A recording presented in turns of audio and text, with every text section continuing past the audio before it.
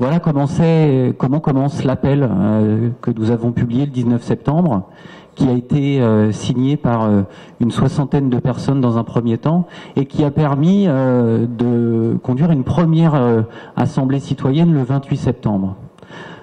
Il y avait des tables regroupées comme ça, les gens ont pu travailler sur l'après-midi et s'approprier les thématiques qui sont dans l'appel, qui sont affichées au mur, vous les voyez, mieux vivre au Mans, vers la transition écologique, pouvoir d'agir et gratuité.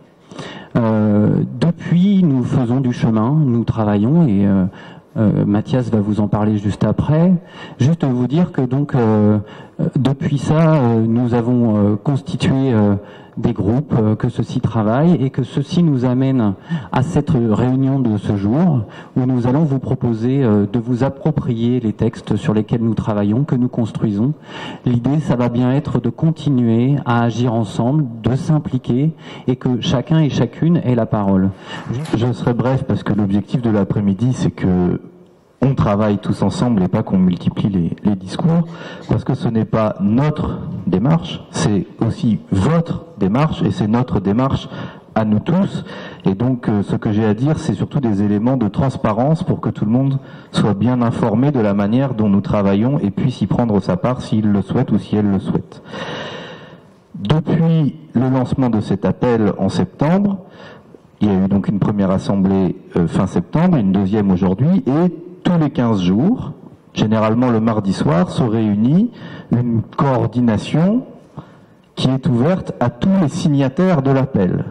Il suffit simplement d'en faire la demande parce qu'on ne veut pas arroser de courriels l'ensemble des signataires qui ne sont peut-être pas demandeurs, mais sachez que le fait de signer l'appel donne droit à participer à cette coordination avec l'ensemble des personnes qui le souhaitent à égalité. Il y a donc une réunion tous les 15 jours et on a besoin de monde pour prendre des responsabilités, prendre des tâches, continuer à avoir le travail le plus collectif et puis une boucle mail pour ce qui est de la gestion des urgences. Il y a 4 commissions thématiques qui reprennent les 4 thèmes qui vous sont présentés là, mais Saïda va en dire un mot donc je passe vite. Il y a des rencontres qui ont été faites entre la démarche vers le Mans en commun et des associations ou qui vont être faites. On peut signaler une rencontre à la demande d'un groupe de Gilets jaunes. On peut signaler que nous avons répondu favorablement à la demande d'interpellation des listes et des candidats qui a été faite par l'association de promotion du vélo Cyclamen. Et on peut aussi citer, outre les rencontres qu'Yvonne vient d'évoquer, le fait qu'une rencontre est très prochainement prévue avec l'association des amis et riverains de Bénère qui lutte contre la bétonisation des terres de Bénère juste de l'autre côté de la voie ferrée. Par ailleurs, c'est une action, une démarche militante.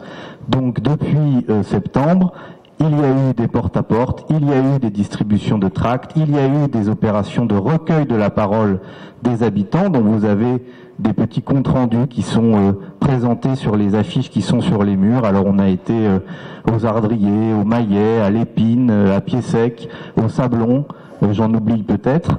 Et puis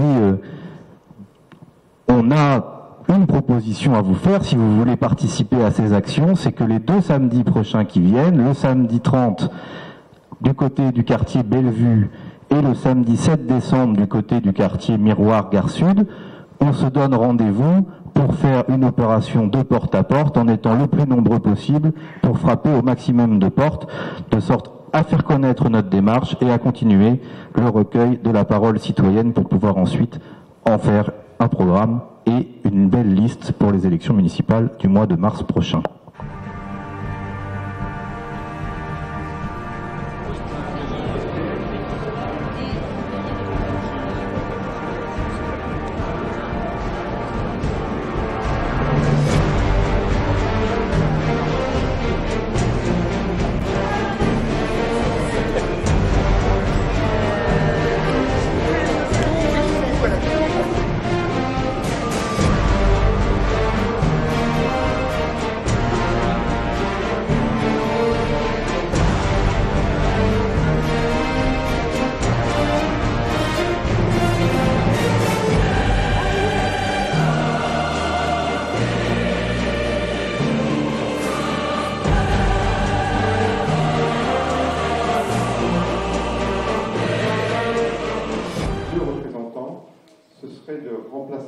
passe par ces assemblées pourrait interpeller le conseil municipal.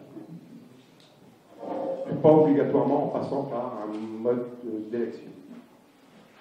Tous les autres points sur le faire-vivre des assemblées de quartier sont approuvés. Donc, sur le développement des comités des usagers, sur l'usage des référendums locaux. Aucune remarque sur garantir l'accès aux droits et à l'information. Par contre, une remarque importante sur le journal municipal. Donc, il est demandé une publication complète et rapide des documents municipaux et une transparence sur toutes les décisions, ce qui n'est pas le cas aujourd'hui, puisque les documents sont souvent édités très longtemps après leur parution. Ensuite, sur le contrôle des élus.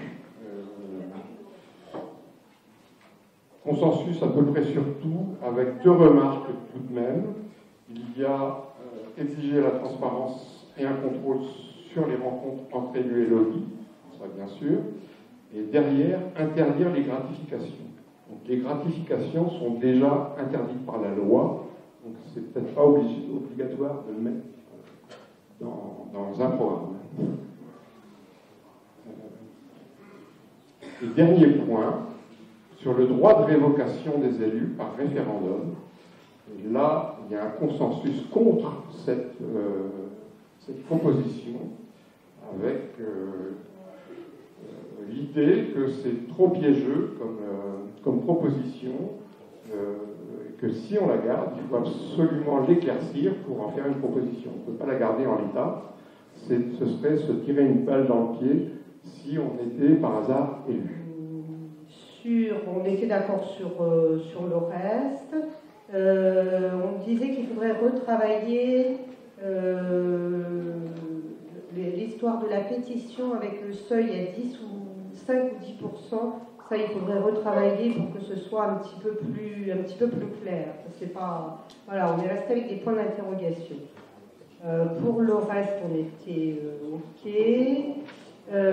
Pour garantir l'accès aux droits et à l'information, on était d'accord aussi avec la plupart des propositions. On a juste souligné le fait que il était inscrit pour le journal municipal ne plus en faire un outil de communication avec propagande du maire. On trouve que ça c'est pas très bon parce que c'est négatif. Donc on proposait de mettre à la place quelque chose comme que le journal devienne un outil qui retrace les réalisations du conseil municipal. Voilà, de manière à ce que ce soit un truc positif et pas du négatif, parce que le ne pas, voilà, c'est pas très bon. Pour le contrôle des élus par les habitants, on était d'accord à peu près. Alors, sauf pour l'encadrement et la régulation des élus, des indemnités des élus, là, on trouve que c'est trop vague, quoi. Il y a quelque chose à retravailler, il faut affiner tout ça et puis chiffrer, parce que on a trouvé que c'était vraiment trop vague par rapport au salaire médian. Voilà, c'est trop vague pour nous. Et puis aussi un autre point à retravailler, c'est le droit aussi de révoquer les élus par référendum. Ça, c'est pareil, c'est vraiment un point à beaucoup retravailler parce que c'est un petit peu trop vague et un peu piégeux aussi. Voilà, on peut être piégé avec ça. Là, il y avait des positions un peu plus radicales que celles exposées ou celles mises en avant.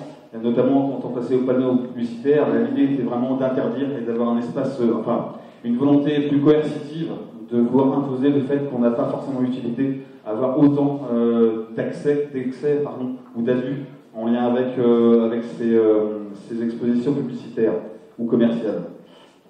Si je reprends ma feuille, est-ce que j'ai oublié quelque chose ? Il y avait plein d'idées en fait qui germaient aussi autour notamment des deux espaces qui sont maintenant ceux du centre-ville avec les Jacobins et puis la République, dont il y avait un consensus sur l'idée que ces espaces étaient très inhumains, tout à fait en décalage avec ce qu'on aimerait créer pour permettre à ce qui est justement d'échange et partage. Il y a une initiative locale avec des jardins éphémères. On se disait que l'idée était de développer peut-être pas sous cette forme-là, mais en tout cas d'utiliser des espaces qui pourraient être utiles pour permettre que justement cette ville-là soit plus verte, plus agréable et plus accessible à tous ceux qui voudraient la partager ensemble.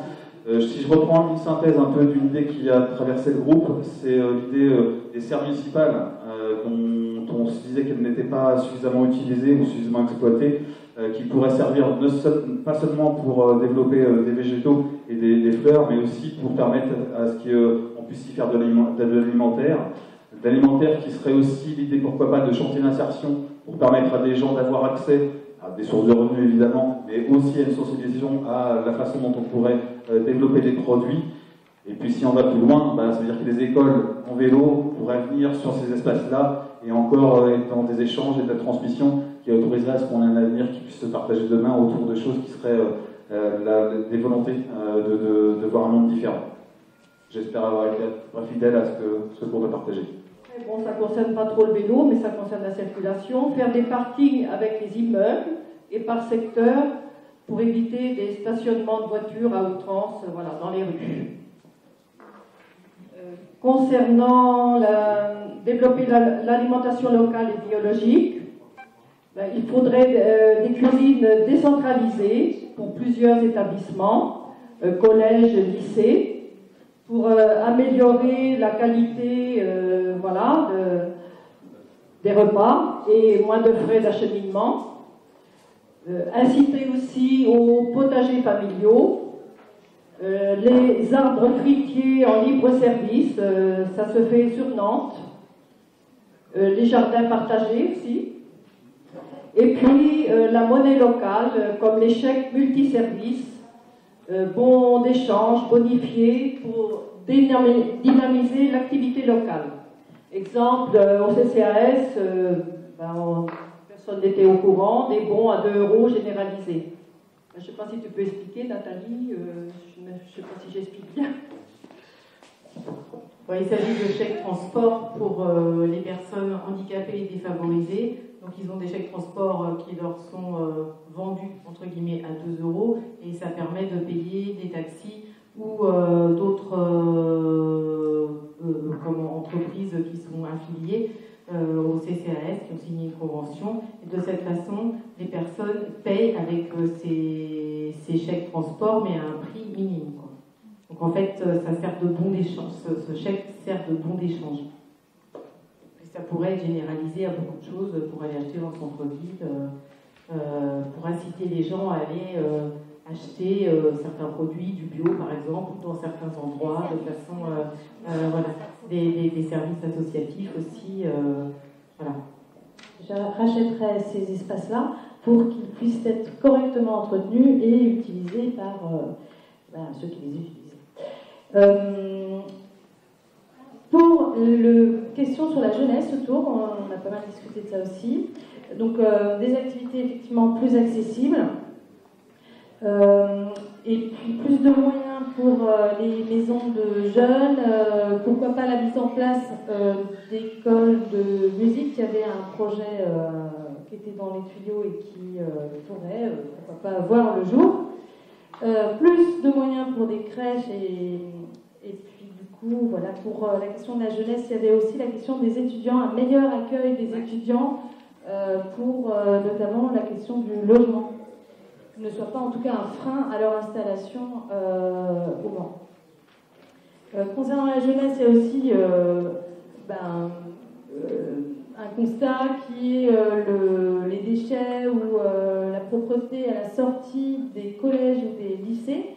Alors soit il n'y a pas assez de nettoyage de fait, soit il y a une question d'incivilité. Est-ce que c'est traité à l'intérieur de l'établissement? Est-ce que c'est pris en charge par des agents? C'était aussi des agents ou des animateurs qui peuvent être en tant que médiateurs à la sortie des collèges ou des établissements pour soit alerter les jeunes, mais aussi traiter de d'autres problèmes ou de d'autres que la question des propretés.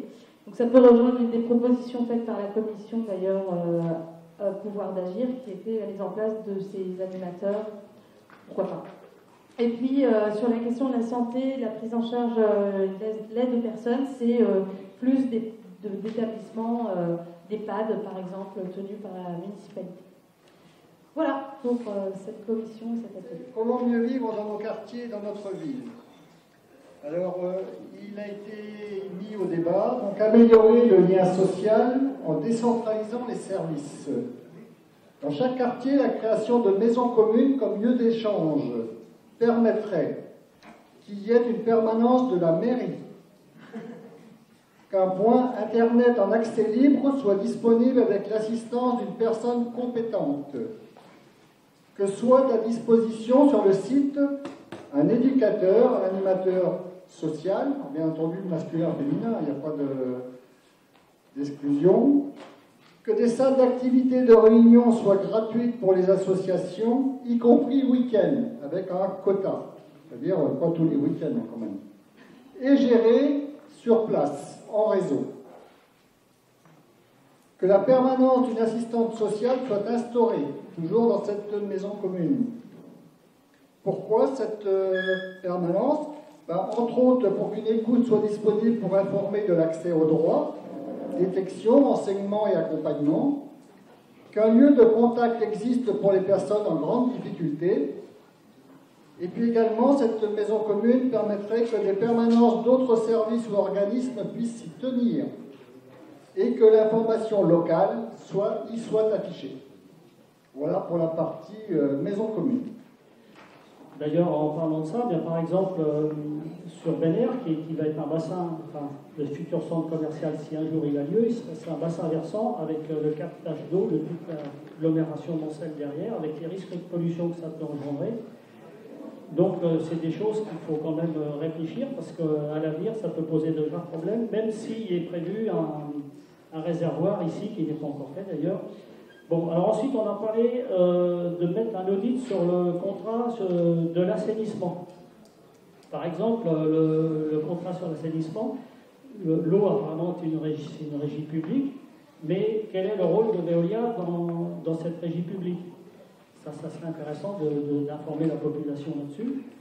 Ensuite, on a parlé des déchets économie circulaire. Alors nous, dedans, on a parlé, parce qu'en une demi-heure, on n'a pas le temps de tout faire, on a déjà pas mal débordé.